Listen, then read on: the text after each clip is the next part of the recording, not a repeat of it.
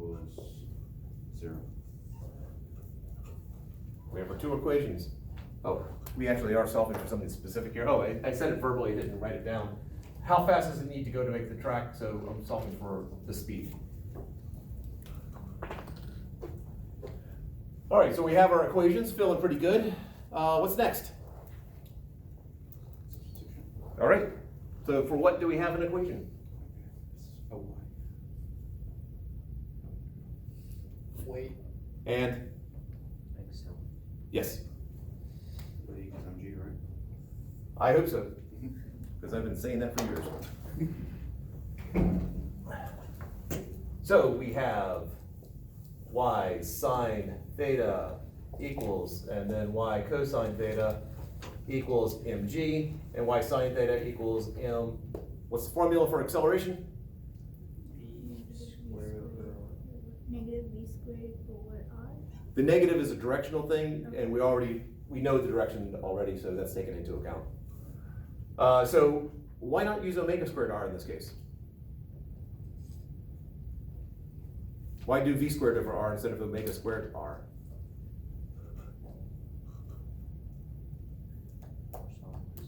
Yes, exactly. For those who missed it, that's what we're solving for. So mv squared over r.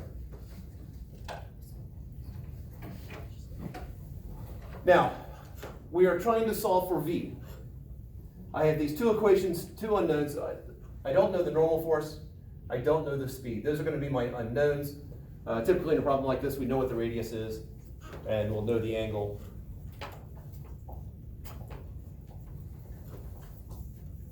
But I need to get rid of something. So I could solve for y, and then plug that into the other equation. I'm going to do something slightly different here. I'm just going to divide the equations. So over here, when I y sine theta over y cosine theta, what is that equal to? Y tangent theta. Close. Tangent theta. Yes, the y's cancel out.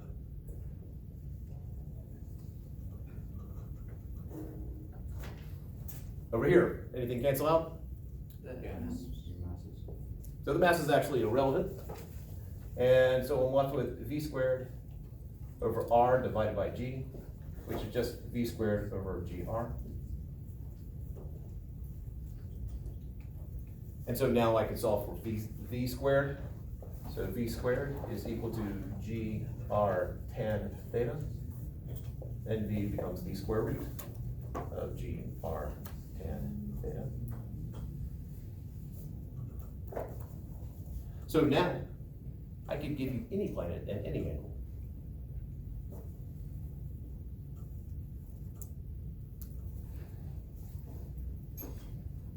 I think so. Venus is 8.87. So on Venus, we build a road on Venus, and we give it an angle of, let's make it a 30-degree angle. And a radius of 100 meters.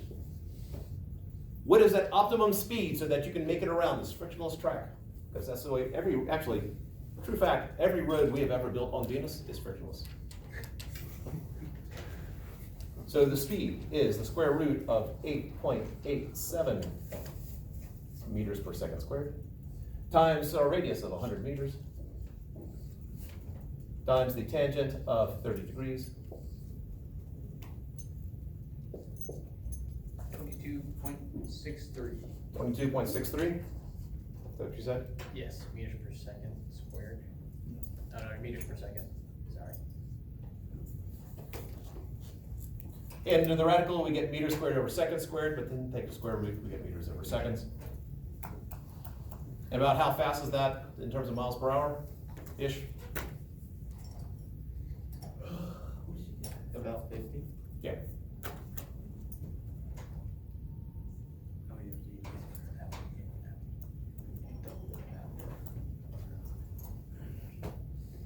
Exactly. If this were on Earth, still on Earth, the speed, well, it should be a little bit more because it's now 9.8 instead of 8.87. So 980 times the tangent of 30 degrees. Because I technically capitalized, these are proper names. 565.8. I think I did something wrong. You got 65.8? No, I have 565. Yeah, something does seem wrong there. Oh, no. You have to do the square root? Yep. 23. 23.786. Meters per second. Again, I hope so. It works out in terms of how, if you track the units, but it's also, we're finding a speed here, so meters per second makes sense.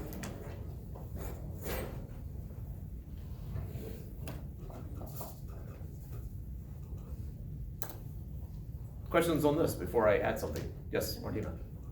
I got something different from my calculator. What did you get? Like, I think I did something wrong with the Venus one. I guess you're, for the Venus one. The most common mistakes, if your calculator's in radians instead of degrees, No. that's not it, okay. This is 8.87 times 100 times the tangent of 30 degrees. Maybe it's a parenthesis problem. Maybe it's what? A parenthesis problem. That could be, it's possible, what did you end up with? I got like 171. You square root it? Yeah, the square root wouldn't get you that. I don't know. It's possible, did you do just the square root of 8.87? Yeah. Okay. Oh, you gotta do parentheses twice. That's why. For in the calculators. Okay, I guess around the 30 degrees and around the whole thing? Yeah, because I got 22.63 also. Okay. But I think you have to put multiple parentheses to get the answer. Maybe that's why. Afterwards, we can take a look at it, if you haven't figured it out by then.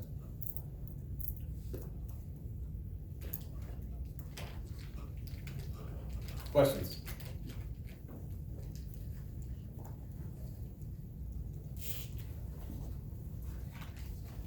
All right, so let's put this on Earth. And the car is doing, speed of the car is 30 meters per second. What's the car gonna do if it's traveling faster than that optimum speed? Go to the outside of the circle. So if there were friction involved, which way would friction be acting on the car? If it's going towards the outside of the circle. Yep. Towards the inside of the circle. So if it's going above that optimum speed, we would add friction in this direction. If it's traveling, so if the speed of the car is 20 meters per second, what would change in our force diagram? Direction of friction. Because if it's traveling lower than that optimum speed, it's gonna start sliding down towards the bottom. And so our force diagram in that case is we have y this way, friction that way, and weight down. But this is not a complicated problem once you recognize the direction of friction.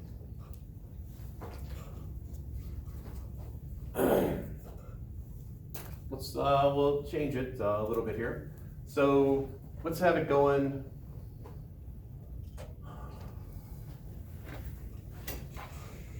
Let's do the 30 meters per second problem.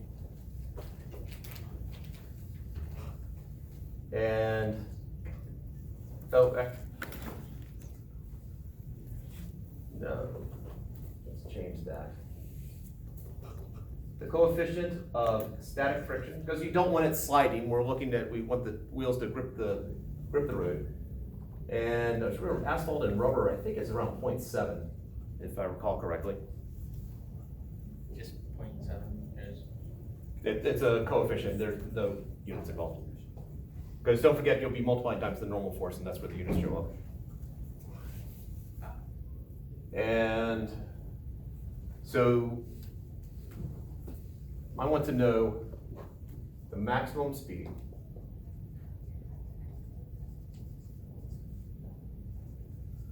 where a car will not slide.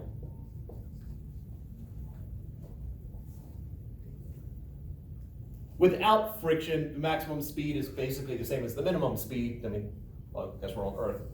That's the maximum if there's no friction, but with friction, we can now go faster and it's still not slide. So all we do is we have a coefficient there. Our friction is acting down the ramp because if it's traveling faster than that optimum speed, it wants to slide up. So our diagram here is going to change slightly. Friction is acting to the left and down, so I'm going to have a friction component this way and a friction component that way. Which one is sine and which one is cosine?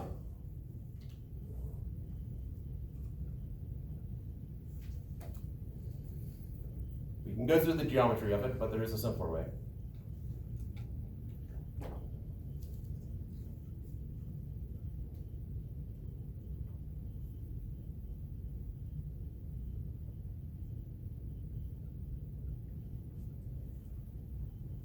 To the left is cosine and straight down is sine. How'd you come upon that? I took where you drew the little friction arrow and put it up where the Y and the W meet and figured out that if that's the hypotenuse, the W line would be longer than the F line. But Okay. I don't know if that's consistent, but that's how I did it that time.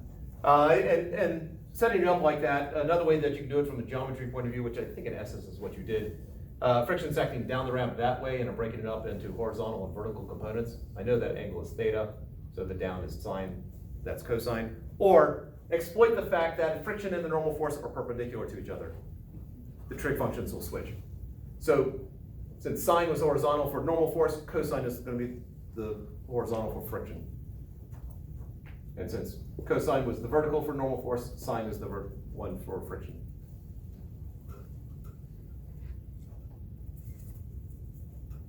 Right, this here is going to change, so let's get rid of that. We are on Earth.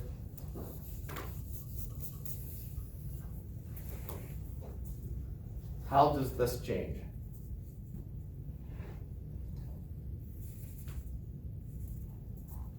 Plus, or y sine theta plus f cosine theta equals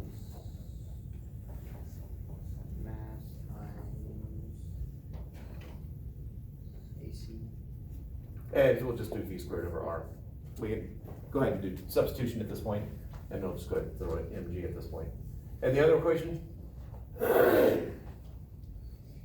Minus f sine theta equals 0. Yep.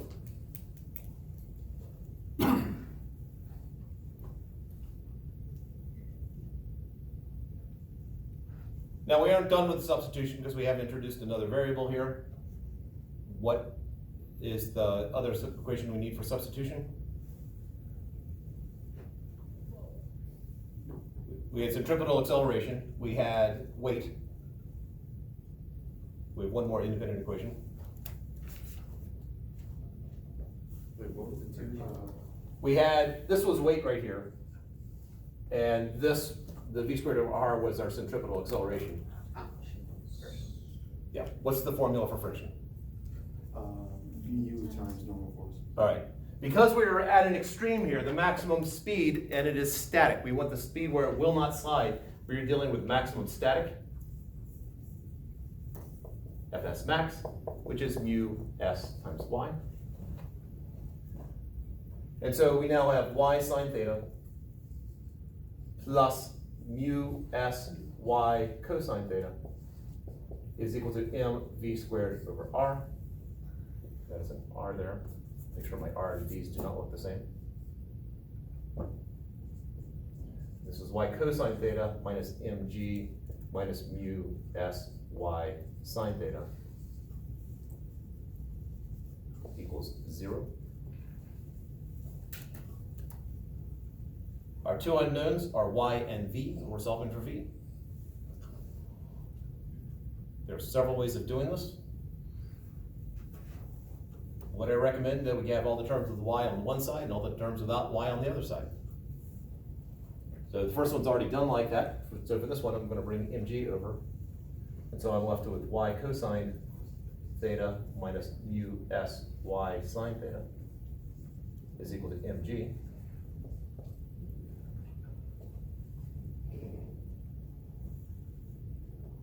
And now let's factor y out.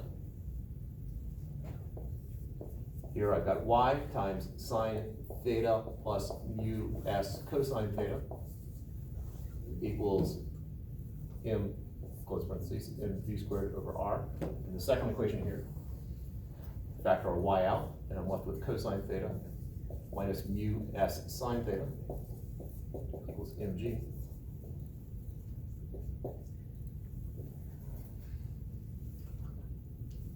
Now what?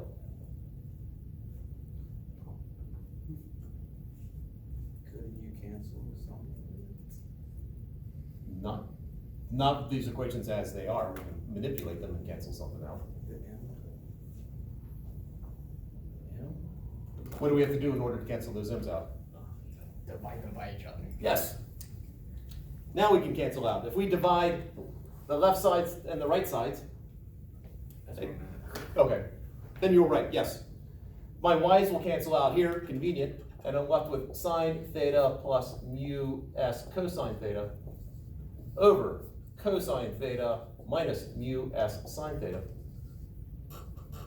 Mu s sine theta is equal to v squared over gr.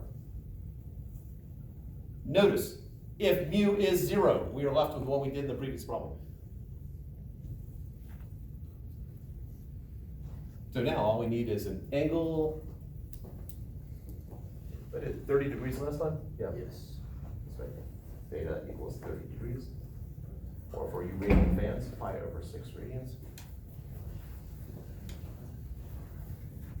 So sine of 30 degrees plus 0.7 times the cosine of 30 degrees over the cosine of 30 degrees minus 0.7 times the sine of 30 degrees is equal to v squared over 9.8 times 100.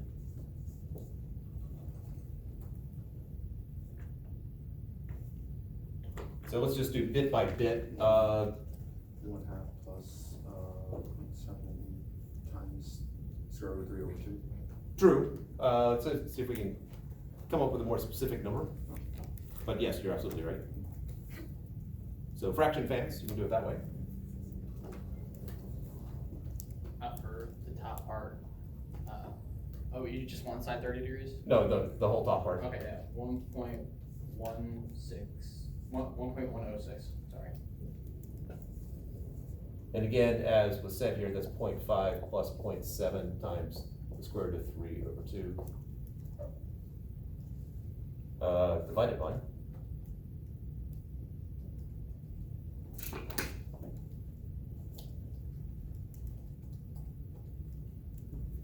One point one, oh, sorry, 1.216. 1.216 or Yes. 1.1216? 1.216. Okay. 1.216. And that's equal to v squared over 980. And probably off screen there, but theater of the mind. So v squared is equal to 980 times 1.106 divided by 1.216. So first, what is v squared equal to? Or for the grammar purist? To what is this equal? Just v squared, Yeah, the v squared first. 891.349. And therefore v equals 20 something. 29.85.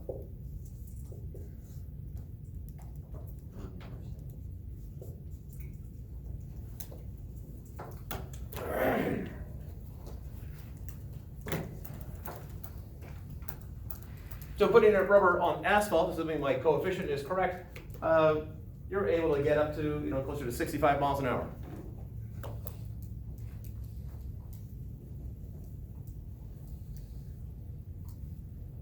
If we made theta smaller, what happens to our maximum speed?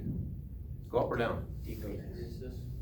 Yeah, if anyone has driven around a curve, you know that it's quite easy to take a curve and start skidding if it's flat. So drifting? Yes.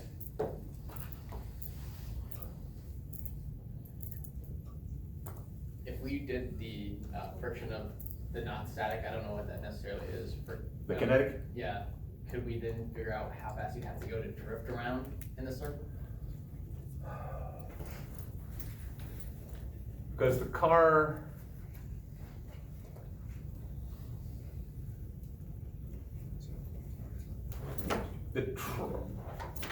My first thought is the trouble with that is when I've seen people do the circles, like if you've seen the Jim Cotta videos, as they're doing it, the wheels are spinning and they're sliding at the same time, so we end up with, we'd have to break friction up into components. There's the one that's,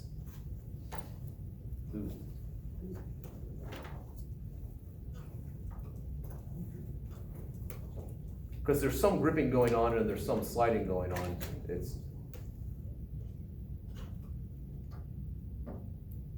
I'm gonna say in theory, yes, but I think it's gonna be far more complicated once we delve into it. Dang, I was hoping we could do that fast, but cool.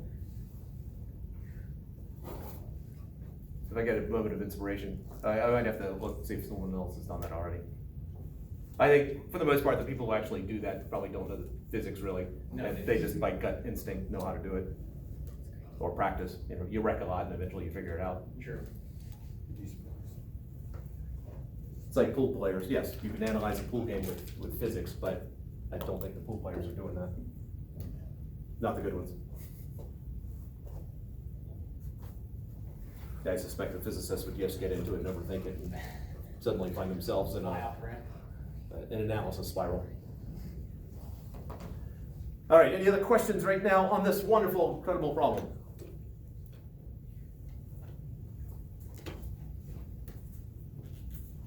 You can pretty much be sure there'll be some car going around a ramp kind of problem on the test.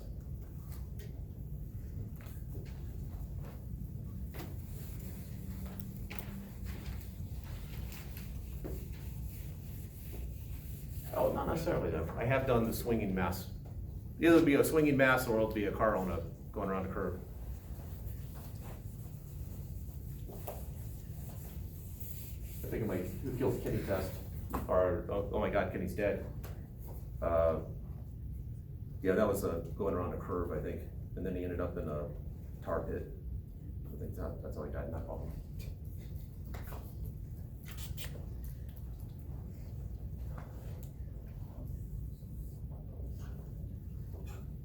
So was the acceleration different because they were in Colorado, or? Oh, the acceleration of gravity? Yeah, in that particular problem where they killed Kenny? I think I kept that at 9.8. Oh, okay. There's only so much realism I can throw in. All right, so now let's deal with another type of circular motion problem, getting into, I believe it was Daniel talked about earlier about, so we're bringing in the centrifugal motion.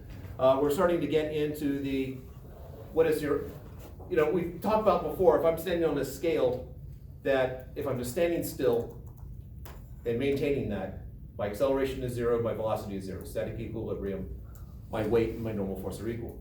But in reality, I'm on the earth and I'm traveling around in a circle there, and so there is a slight difference between the two. So let's sort of get into that, the circular gravitational problems. I have a Rodrigo. question. So how fast the Earth is spinning? 2 pi radians per day. So how we don't feel the speed? We're used to it. All right, let's actually, before we get into that, let's actually get back into how fast are we traveling? What is our acceleration? We pretend it's 0, but it's not really 0.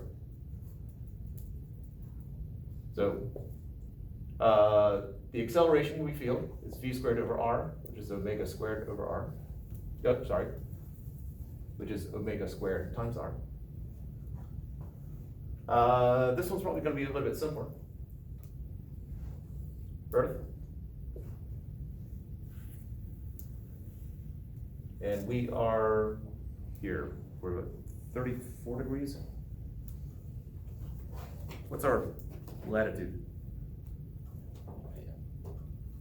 That's Google. Oh. It's up here. If someone else finds it first, that's fine.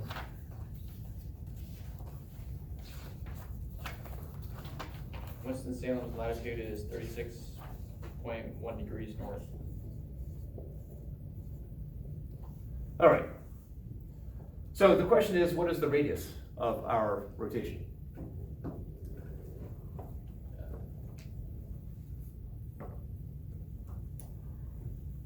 What's the radius of the Earth?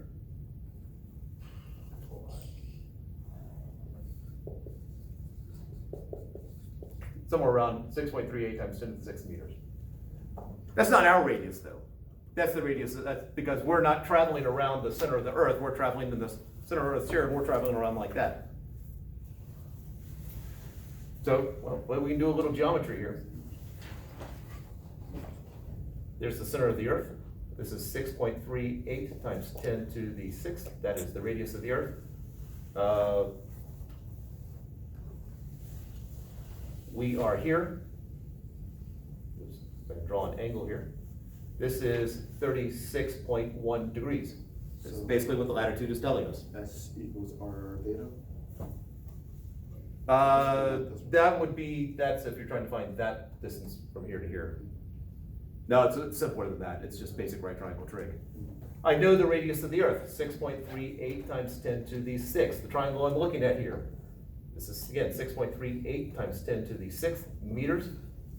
This is a 36.1 degree angle, and that right there is the radius. This part right there, that's the radius. It's the horizontal component of that. So 6.38 times 10 to the 6th meters times the cosine of 36.1 degrees.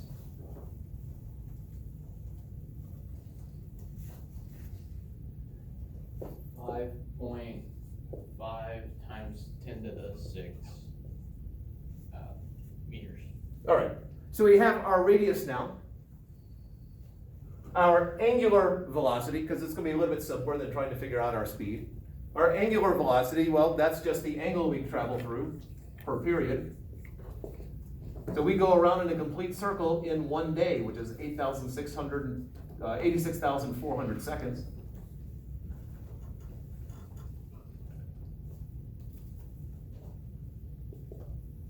So that's omega.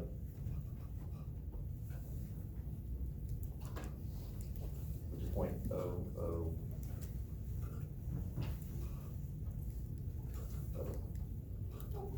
Something like more power. What is it? 7.27 times 10 to the negative 5. 7.27? Yep. All right. Units? Meters per. Not meters. That was W. This is omega. Oh, angular speed. Angular speed, so what are the units?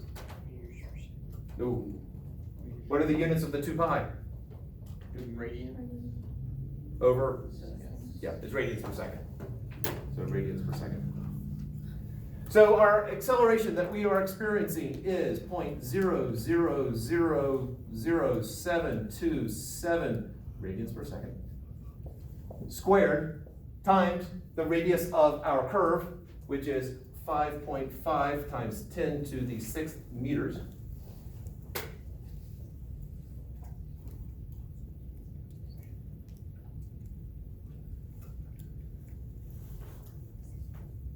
.029. 0.029 units.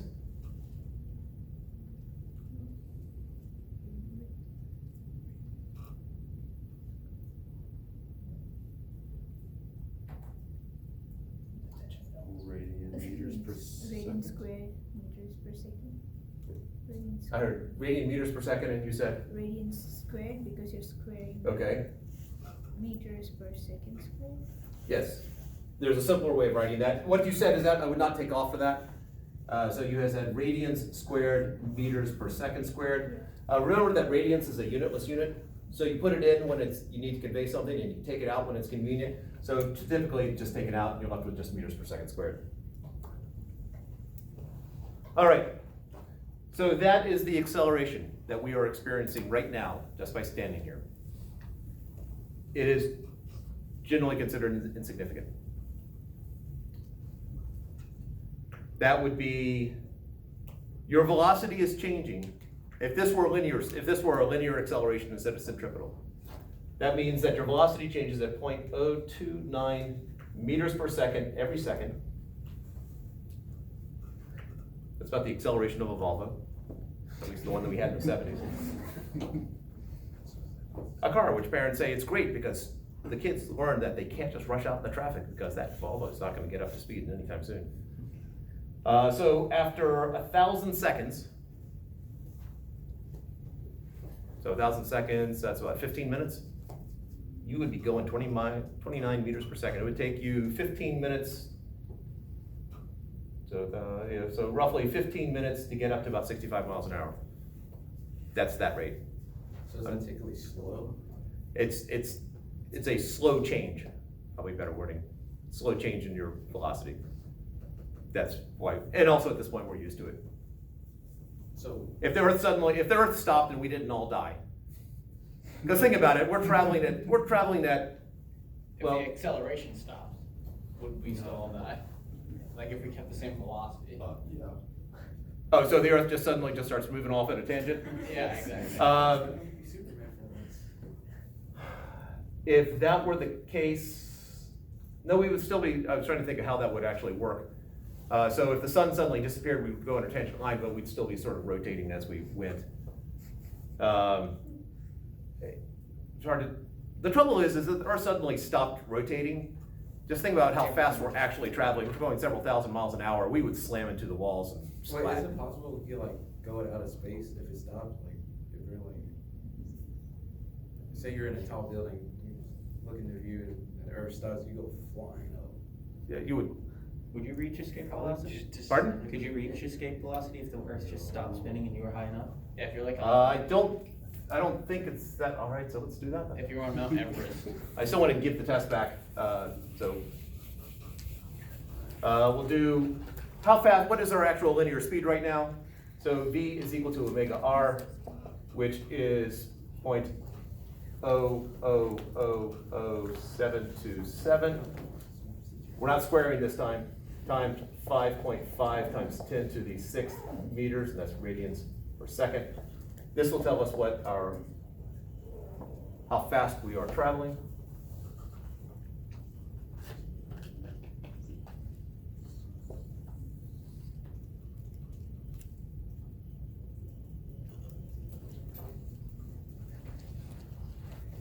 $399.85.